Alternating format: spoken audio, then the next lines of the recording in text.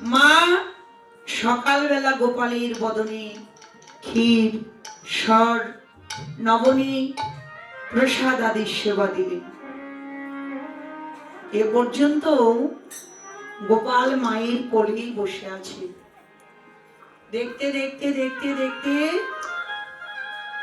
গগনে অধিক বেলা হয়ে যায়। হরি বল।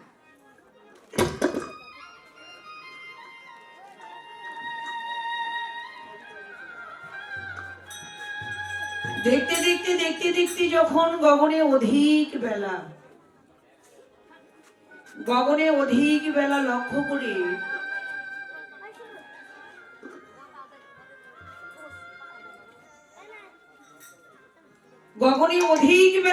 করে গোপাল বাহু দিয়ে মায়ের গলাটা জড়িয়ে ধরলেন। মায়ের গলাটা জড়িয়ে ধরে বলছে, মা তাকিয়ে দেখো না কতগুলো বেলা হয়েছে। বলি কি, আর দেরি না করে আমাকে সাজিয়ে দাও। শুনে মা না শোনার ভান করলেন। শুনে না শোনার ভান করলেন কেন? এটা হলো গত রজনীর কথা। গত রজনীতে মা একটা অমঙ্গল স্বপ্ন দেখেছে। হরি বল। মা স্বপ্নে দেখেছেন কি, গোপাল গোঠের খেলা খেলতে গিয়ে কালী দহের বিষ জল পান করে সে প্রাণে মরে গেছে। গোপালের অমঙ্গল দূর করতে তাইতে মা যশোদা কি করেছেন, সকালবেলা সেই জাবর থেকে রাধারানীকে এনে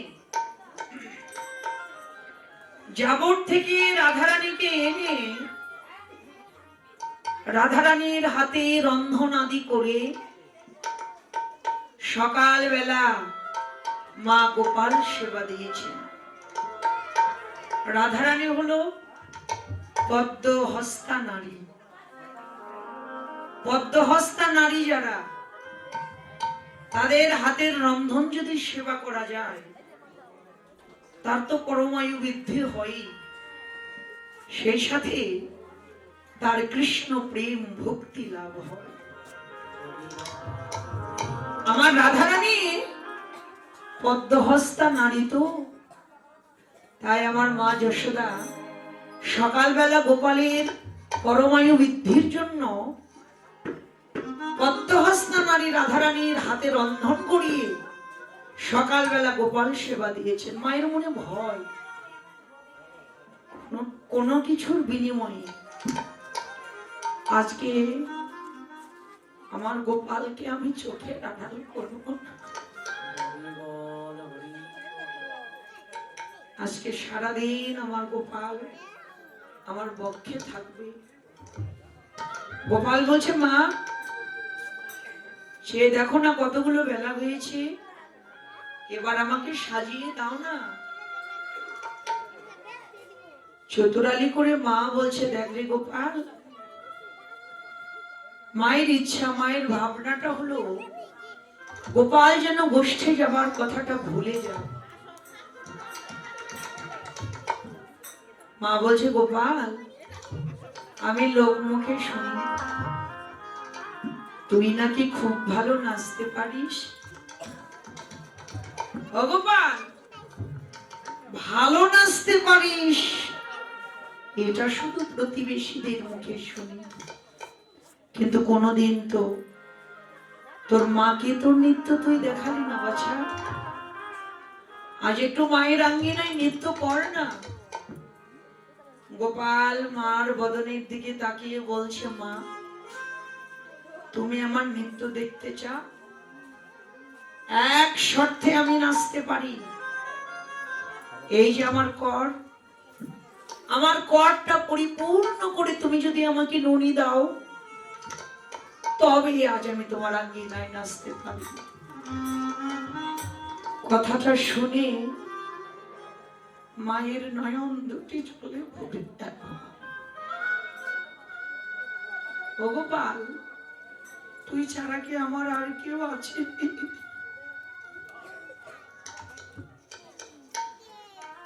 মন্দির মাঝে যে মনির ভাণ্ডগুলো সাজিয়ে রেখেছি, কার জন্য বল? তুই ছাড়া কি আমার আর কেউ আছে? যেই না বলেছি, ছুটতে ছুটতে গোপাল মায়ের গলাটা জড়িয়ে ধরে বলছে, মা, আমি ছাড়া যেমন তোমার আর কেউ নাই, ঠিক তেমনি তুমিও ছাড়া আমার আর কেউ নাই।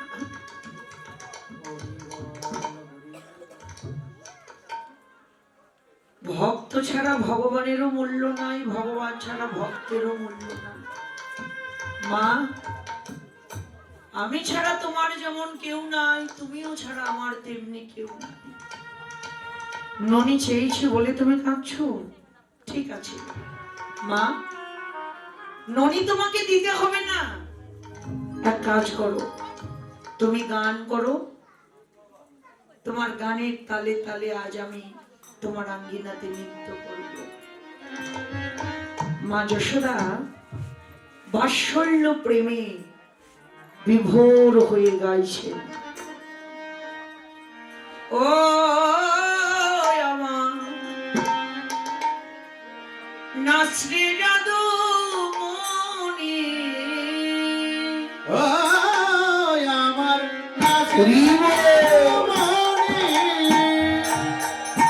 ও আমার নাচরে জাদু মনি, ও আমার নাচরে জাদু মনি, নাচিলে খাইতে দেব ক্ষীর স্বর্ণ, নাচিলে খাইতে দেব ক্ষীর স্বর্ণ, নাচিলে খাইতে দেব ক্ষীর স্বর্ণ, নাচিলে খাইতে দেব ক্ষীর স্বর্ণ। ও আমার নাচরে জাদু মনি, ও আমার নাচরে জাদু মনি, ও আমার নাচরে জাদু মনি। নাচ না গোপাল, এবেলা নাচ না গোপাল, জাদু আমার নবীন আমার, নাচ না গোপাল, ওরে জাদু আমার নবীন আমার, নাচ না গোপাল। দেখে নয়ন মন আমার জুড়াইবে, নাচ না গোপাল, দেখে মন আমার জুড়াইবে, নাচ না গোপাল। ও আমার নাচে জাদু মনি, ও আমার নাচরে জাদু মনি, ও আমার নাচরে জাদু মনি, ও আমার নাচরে জাদু মনি। হেলে দুলে অঙ্গ ভঙ্গি করে মায়ের আঙ্গিনায় গোপাল নাচতে লাগলেন। মা যশোদা মুগ্ধ হয়ে গেলেন। গোপালের কাছে গিয়ে গোপালকে বুকের মাঝে জড়িয়ে ধরলেন। গোপালকে বুকের মাঝে জড়িয়ে ধরে মন্দির থেকে ক্ষীর, স্বর, নবনী, প্রসাদ আদি এনে আবারও গোপালের কর্তা পরিপূর্ণ করে দিলেন। মায়ের কোলে বসে বসে গোপাল দুলছে, আর মায়ের দেয়া ওই ক্ষীর, স্বর, নবনী, প্রসাদ সেবা করছেন। হরি বল। দেখতে দেখতে দেখতে দেখতে গোঠের বেলা অধিক হল। সখাগণ সবাই সেজে গুজে এসে দাঁড়ালেন সেই স্থানটিতে, যেখান থেকে প্রত্যেক দিন সবাই গমন গোষ্ঠ করে। এসে দেখলেন শ্রীদাম, সুদাম, দাম, বসুদাম আদি রাখাল যত সবাই এলো, শুধু নেই প্রাণীর ভাই কানাইয়া। ওরা সবাইকে দেখছে, শুধু কানাইকে নয়। হরিবল, কানাইকে দেখতে না পেয়ে এবার শ্রীদাম, সুবল শ্রীদামকে বলছিস, শ্রীদাম এতগুলো বেলা হয়ে গেল, আমরা সবাই এলাম, এখনো তো আমাদের ভাই কানা এলো না। তাই বলি কি, আর দেরি না করে নন্দালয়ের দিকে যা, নন্দালয়ে গিয়ে আমাদের ভাই কানাইকে সঙ্গে করে নিয়ে আয়। শ্রীদাম ভাবলেন কথাটা তো মিথ্যা নয়, আর দেরি তো করা যাবে না, অনেক বেলা হয়ে গেছে। নন্দ ভুবনের দিকে ছুটতে লাগলেন শ্রীদাম সখা। নন্দালয়ে প্রবেশ করিয়ে দেখলেন নন্দনন্দন মায়ের কোলে বসে বসে মায়ের দেয়া ক্ষীরসর নবনী প্রসাদ সেবা করছে। সক্ষরসে ডাকলেন, কানাই, আরে ও কানাই। মায়ের কোলে বসেছিলেন, মায়ের কোলটা ত্যাগ করে কৃষ্ণচন্দ্র এসে দাঁড়ালেন সক্ষরসের ভাই শ্রীদামের কাছে। শ্রীদাম গোবিন্দকে দর্শন করেই বললেন, শ্রীদাম যাইয়া কহে নন্দের নন্দনায়, বুঝিতে না পারি কানাই তোমার মন্ত্রণা। তুই তো মায়ের কোলে বসে আছিস, সখা একবারও কি ভেবেছিলি রে আমাদের কথা?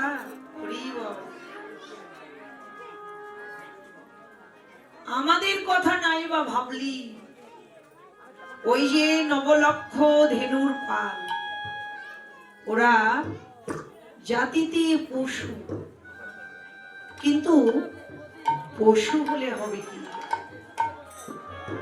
আমরা মনে করি তুই গোপাল, তোকে রেখে ওই গোপাল গুলো নিয়ে আমরা গোঠে যাব। আমরা মনে করি তুই গোপাল, তোকে রেখে ওই গোপাল গুলো নিয়ে আমরা গোষ্ঠে যাব। এক পা যদি ওরা আগের দিকে যায়, দু পা ওরা পিছন দিকে ধায়। কেন জানিস?